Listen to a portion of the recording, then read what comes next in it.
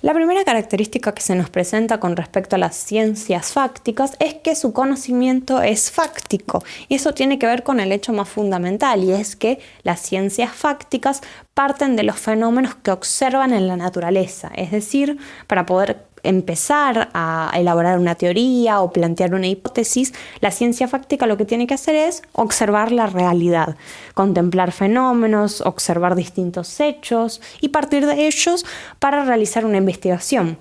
La segunda característica está estrechamente conectada con la primera porque va a tener que ver con partir de los hechos pero trascenderlos. Esto para el científico significa, en pocas palabras, conocer un fenómeno y poder interpretarlo, explicarlo y demás, pero además ponerlo a prueba. Ponerlo a prueba va a implicar que se reproduzca ese hecho, pero de manera artificial. Por ejemplo, si un científico ve que un conejito se acerca a una zanahoria, va a intentar conseguir zanahorias para que más conejitos se acerquen. Y esta puesta a prueba de ese elemento va a servirle a él como teoría. No sé, por ejemplo, va a poder decir a la gran mayoría de los conejos le gustan las zanahorias. O incluso pensar si se pueden pelear entre ellos por una zanahoria, ¿no? Puede poner en práctica la realidad para analizarla. Básicamente va a tener que intervenir en aquello que observa para poder ponerlo a prueba y de realizar de eso una teoría. La tercera característica va a tener que ver con el modo de proceder de la ciencia, y este es básicamente observa un hecho, como ya dijimos antes, y lo divide en partes para que sea más sencillo su análisis. Es decir, estudia distintos elementos y esto la convierte a la ciencia o a su conocimiento en analítico, porque analiza las distintas partes que componen al todo, es decir, a la totalidad del hecho o el fenómeno a estudiar. Esto hace más fácil el abordaje porque pueden observar cada variable del hecho. Entonces el estudio no solo se vuelve más detallado, sino que también se vuelve más objetivo y permite que los resultados sean más eficientes. La cuarta característica es una consecuencia de la tercera, porque ese modo de proceder fragmentando el tema en partes también tuvo lugar en la ciencia en general. La ciencia tenía tanto por estudiar y era tan amplio su campo que lo que realizó fue una especialización o una división en ramas. Esto permite abarcar toda la realidad, pero desde distintas maneras, perspectivas o espacios. La quinta característica del conocimiento científico es que este es claro y preciso. Y estas dos cuestiones tienen que ver con lo que ya se venía detallando antes, que el conocimiento científico se obtiene a través de procedimientos, a través de una mirada minuciosa que experimenta con la realidad y que por ende la altera, pero esa alteración sirve precisamente para analizar las posibilidades. De todo eso que el científico observa y experimenta, toma nota, y esa toma de apuntes, por así decirlo, es lo que después da lugar a la teoría. Y esa teoría se va perfeccionando a medida que se van haciendo más estudios, lo que va precisamente este carácter a la ciencia de precisa. Y es clara también porque, como dijimos antes, la formulación de todos sus problemas se hace de manera sencilla, de modo tal que alguien que recién inicia en el estudio de la ciencia pueda acceder y pueda investigar por su cuenta. La sexta característica del conocimiento científico tiene que ver con su carácter social, es decir, la relación que se establece entre las ciencias y la sociedad. ¿Por qué? Porque básicamente todos los estudios que se realicen a nivel científico deben poder ser comunicables. De hecho, muchos científicos y epistemólogos piensan que el peor enemigo del progreso es ocultamiento de información a la sociedad. Todo lo que se investiga debe poder llegar a la gente común y esa gente común debe poder entenderlo. De ahí también la claridad que se necesita en el planteamiento de las preguntas y de las soluciones que se dan en la ciencia. La característica número 7 del conocimiento científico es que es verificable, y esto ya se había adelantado en la introducción porque es uno de los rasgos más importantes. Este conocimiento, para ser válido, debe poder comprobarse en la realidad, es decir, si un científico plantea una determinada teoría o un determinado dato, uno debe ser capaz de ir a la empiria, a la experiencia, a la naturaleza y comprobar que ese dato sea cierto. Entonces ahí está, digamos, el punto más importante, que es la experimentación, la observación puesta en práctica, pero para la comprobación, para la validación de una teoría.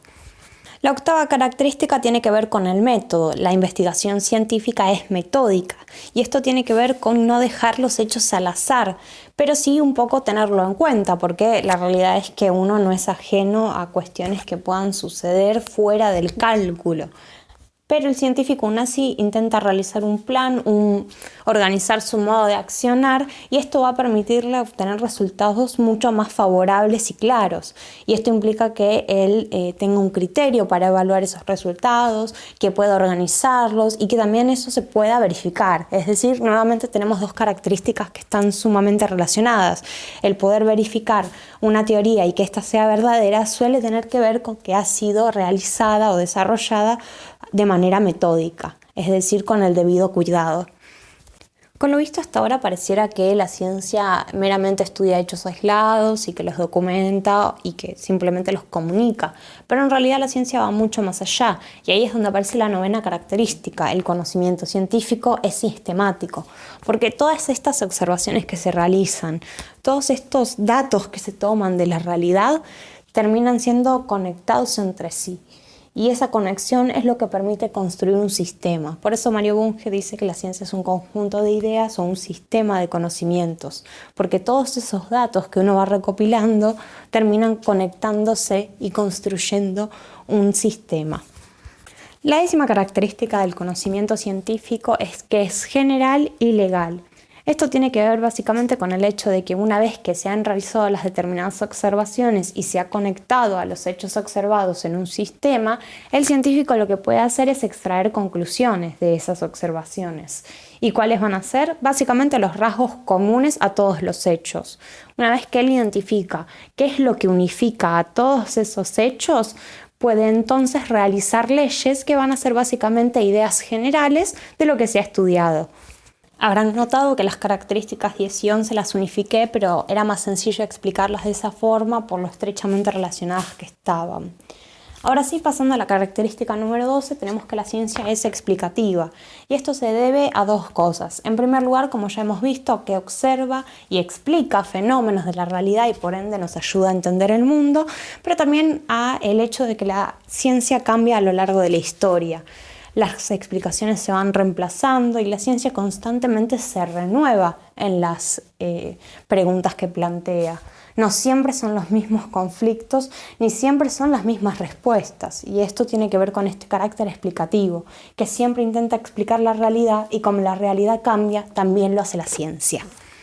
La característica número 13 de la ciencia es que el conocimiento científico es predictivo, y esto tiene que ver con que el científico ha observado tantos hechos, tantos fenómenos, que puede predecir lo que sucederá luego, es decir, puede intentar decirnos cuándo volverá a repetirse un determinado comportamiento, una situación o un fenómeno.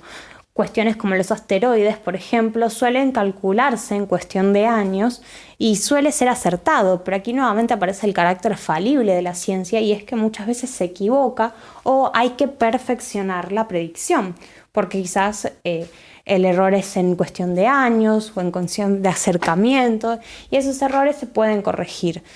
Y por eso también consideramos que además de predictiva la ciencia es perfectible, porque puede perfeccionarse. La característica número 14 nos lleva a pensar en la realidad, porque cuando miramos el mundo notamos que es infinito, es inmenso, hay muchísimas posibilidades. Y de esto la ciencia es consciente. Saben los científicos que jamás van a poder saberlo todo, y este límite con el cual se chocan es lo que le da apertura a la ciencia. ¿Por qué? Básicamente porque es lo que les permite entender que hay muchísimo más por conocer, es decir, hay mucho conocimiento que agregar a sus sistemas, y no solo eso, entender que la realidad cambia les permite también estar abiertos a las modificaciones que se deban hacer en sus sistemas científicos. Si hay una teoría establecida como verdadera el día de hoy, puede ser que mañana se modifique porque la realidad cambia y los científicos cambian con ella. Todo esto nos lleva entonces a la última característica, y es que la ciencia es útil. Probablemente esta sea la más evidente porque convivimos con la ciencia. De hecho, en este contexto actual de pandemia, podemos ver aún más la importancia de la misma, porque gracias a ella nosotros podemos seguir comunicados a través de la tecnología, a través de un campus que nos permite interactuar, que nos permite conectarnos, enviar recursos. Pero no solo eso, la ciencia también nos permite entender lo que está sucediendo, entender qué es el virus, por qué actúa de la manera en que actúa, y también nos va a permitir en su momento entender cómo detenerlo. Y esa utilidad que tiene la ciencia tiene que ver en parte con el bienestar de la sociedad, con la comodidad, pero también con la supervivencia, porque el hombre a través de la ciencia logra progresar de manera tal que puede sobrevivir a estos cambios o a estas situaciones que lo superan.